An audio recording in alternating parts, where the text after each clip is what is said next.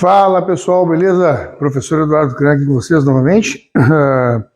Mais um materialzinho aí produzido para vocês com bastante empatia aí. Eu venho buscando. Cara, eu preciso de umas ideias de vocês aí para a gente conseguir manter essas linhas de material, né? Às vezes a gente vai gravando bastante na semana aí, vai faltando algum assunto, mas eu quero tentar diversificar bastante. O assunto de hoje, tênis de corrida. Faz diferença, não faz?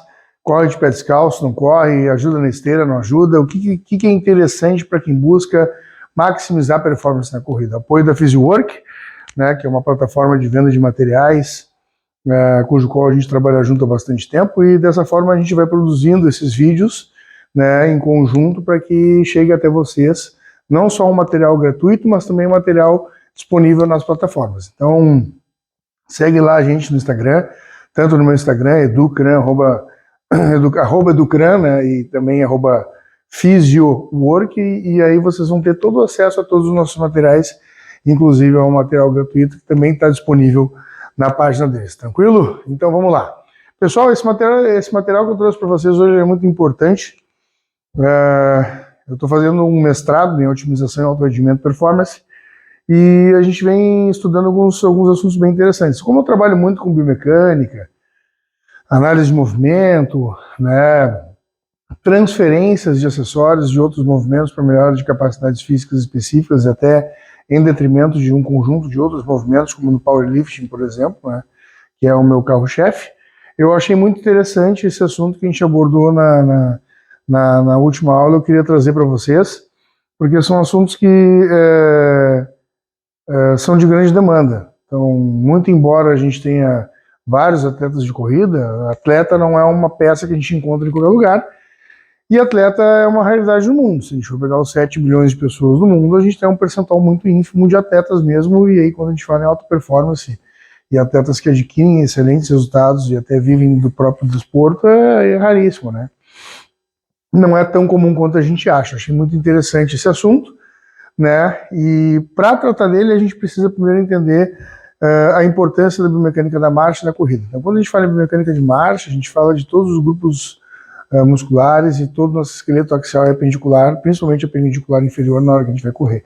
Não que não seja importante a movimentação de braços durante a corrida, mas esse é um assunto que eles trazem muito importante. Às vezes, tecnicamente, não é o calçado em específico que vai fazer só essa diferença, ou a falta desse calçado na hora que a gente fizer a comparação entre eles, mas sim também como aquele indivíduo vem praticando a sua corrida. Se corre sentado, se corre muito inclinado, se flutua no ar, se pisa no chão, se apoia a ponta do pé na sua planta anterior, ou se apoia na região calcânea, enfim.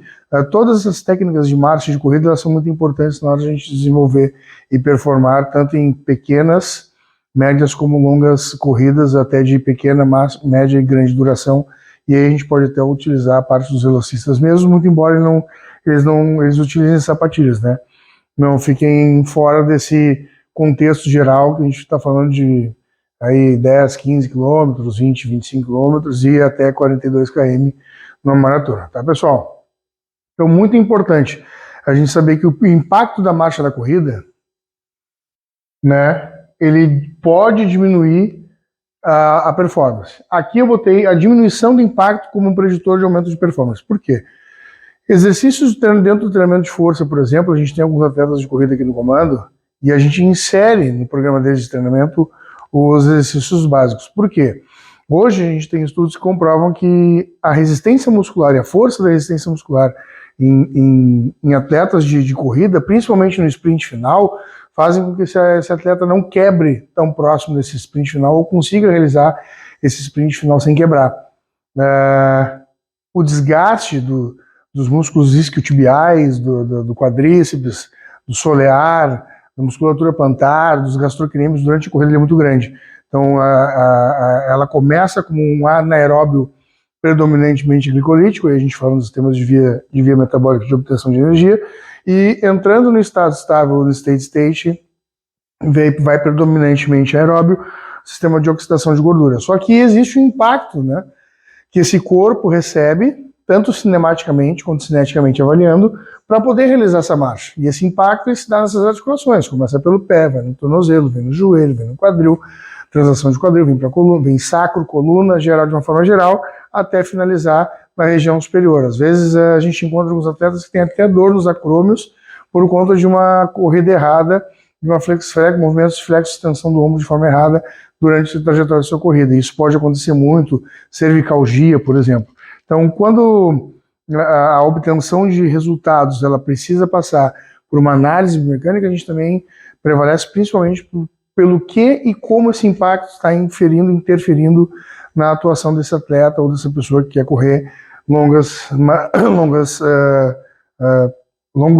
quilometragens, né, maratona, enfim, aquilo que ela acha melhor.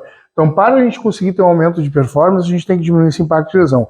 Uma das principais formas da gente também tentar diminuir o impacto de lesão é o que a indústria do mercado fitness, a indústria do mercado de tênis vem buscando trazer. Por que eu falo só, utilizo a palavra indústria? Porque muito do que esse pessoal faz também é a utilização do próprio marketing em cima daquilo que eles precisam vender. A gente fala de um mercado altamente consumidor e capitalista, então nem sempre aquilo que está sendo consumido vai ser consumido pela performance que a gente quer. A gente sabe hoje, por exemplo, que utilizar um bom calçado de agachamento pode fazer diferença. A galera do LPO não utiliza calçado retilíneo, utiliza calçado de LPO, que tem uma pequena plataforma que vai, mesmo eles tendo muita amplitude e boa mobilidade de articulação de tornozelo, eles precisam acomodar o movimento, e se faz muito importante na transferência dos movimentos esse apoio podal para o calcâneo para que eles consigam equilibrar. Por isso que o calçado de LPO também tem um pequeno aclive, né, na parte posterior, antero-posterior. Então, não bastante, a gente tem que entender que também essas empresas que produzem tênis de corrida, elas querem desenvolver mais performance na corrida. Vão vender seus tênis a R$1.500, R$2.000, R$3.000, dizendo que essa performance vai aumentar em estudos feitos com fulano, beltrano, ciclano. Só que, claro, dando algumas pesquisas, dando alguma olhada em alguns estudos dentro do mestrado agora, ainda assim existe uma recorrência na comunidade científica acadêmica de que o próprio pé tem uma ação muito importante in natura na hora de reagir. E a longo prazo, a minimização de lesões na utilização de calçados praticamente retilíneos ou sem, né, nenhum tipo de amortecimento pode causar menos lesões futuramente.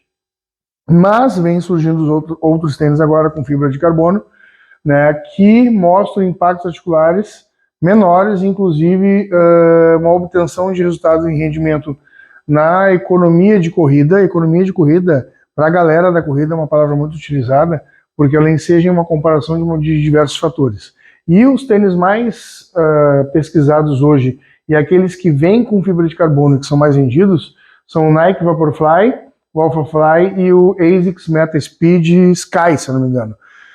São 3 modelos de tênis que vêm com fibra de carbono, e a composição deles, de uma forma geral, faz com que se diminua um pouco o impacto na mecânica de marcha e melhore o rendimento em cerca de 2 a 4% também no consumo de VO2 por diminuição do impacto. Mas como é que assim a gente vai melhorar o VO2?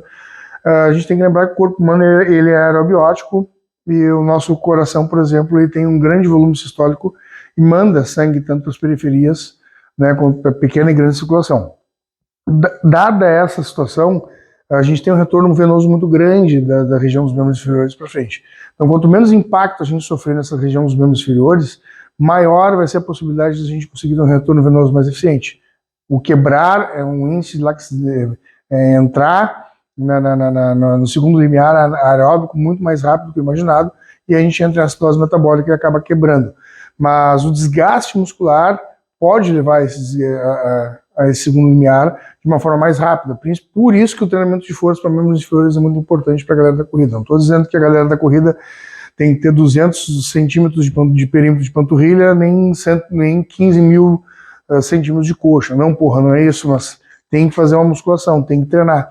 Uma panturrilha forte, um solear forte, um isquiotibial forte, um quadríceps forte, fazem a sustentação desses eixos articulares, inclusive sua proteção, e vai diminuir a possibilidade de fadiga por estresse num espaço longo de tempo, até num espaço mais curto de tempo, né? Não tem alguma série de vieses nesses estudos, às vezes o N não é muito grande, às vezes os atletas utilizados não são tão atletas assim. Ah, como assim um atleta não utilizado não é tão atleta assim? É atleta de final de semana, né? Pessoa que tem uma rotina de vida voltada para a corrida, mas não se sustenta da corrida, também corre quando quer, ou se prepara ali para... Ah, esse ano eu vou me preparar para correr. Ah, ano que vem eu vou competir, eu vou me preparar para correr.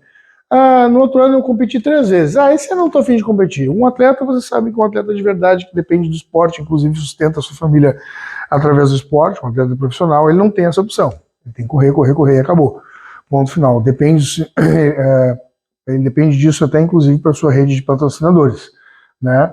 Então, quando a gente vem para a parte de economia de corrida, a gente tem que fazer uma comparação em situações específicas. O percentual de VO2 com a velocidade de corrida, né, por massa corporal, minuto, ou volume de oxigênio para percorrer 1 km em relação à massa corporal, que é 1 kg, ela é comparada para que se tenha a obtenção desses resultados relacionados à utilização desses tênis também. Por quê?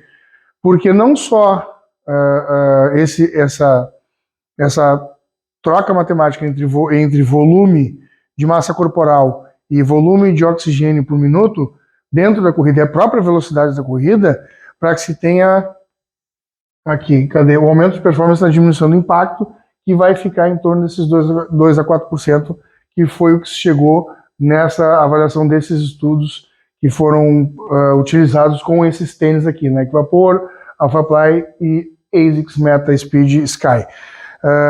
Em detrimento disso, a gente precisa entender que a corrida é um composto geral, né? Correr 42 km não é fácil, a gente não corre 42 km todos os dias, mas em média um atleta de 42K corre pelo menos de 15 a 21 km diariamente. Então ele demanda tempo, o desgaste ele sempre vai ser crônico. Não sei se eu estou falando alguma bobagem aqui, mas eu não sou um cara da corrida, mas vivencio com atletas de várias modalidades esportivas por conta da inserção do treinamento de força e a responsabilidade, cujo qual a gente faz isso aqui no comando, no meu trabalho.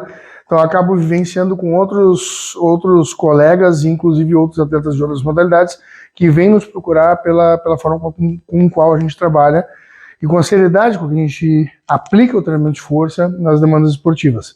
Então se a velocidade de corrida vai estar ligada com a massa corporal por minuto, ou o volume de oxigênio para percorrer 1 km em relação a essa massa corporal, a gente tem que entender que a gente precisa de uma massa corporal também um pouco maior, um percentual um pouco maior, dentro dos níveis de padrão de atleta. Um atleta corredor vai pesar o quê? Uma média de 60 quilos, 70 quilos, 55 quilos, enfim, eles são magros e têm um percentual um pouco de gordura um pouco maior do que com relação à sua massa muscular. E a gente precisa cadenciar isso de forma equilibrada e equalizar para que os atletas consigam chegar nas suas metas de forma mais coesa e de forma mais fácil, né? Então, esse é o material que eu trouxe hoje para vocês. Espero que vocês tenham gostado. É um pouco diferente daquilo que a gente tem o costume de trabalhar e de falar, mas é importante também que vocês tragam algumas ideias para nós, para que a gente consiga sempre dar continuidade a esses vídeos. Assunto interessante, né? Esse assunto eu acabei vendo no mestrado, né, levantado por uma das professoras, a Lucia, né, Martinez, e acho interessante que vocês também possam, vocês têm essa liberdade de falar conosco, inclusive comigo. Não somos unanimidade, eu tento aqui me esforçar ao máximo para a gente conseguir dar um material de qualidade para vocês dentro daquilo que a gente vem estudando. Eu sei que não é fácil, né? Obviamente tem gente que gosta, tem gente que não gosta, mas para aquelas que curtem, né, o nosso trabalho, o meu trabalho, você tem liberdade total aí para enriquecer com perguntas, inclusive, se possível, mandar uns materiais, algumas sugestões de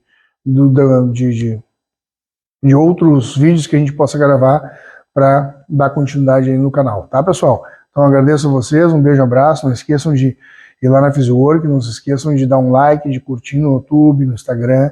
É muito importante esse engajamento de vocês para conosco, para que a gente consiga dar continuidade na produção desse material, beleza? Um beijo, um abraço para todo mundo, até o próximo vídeo.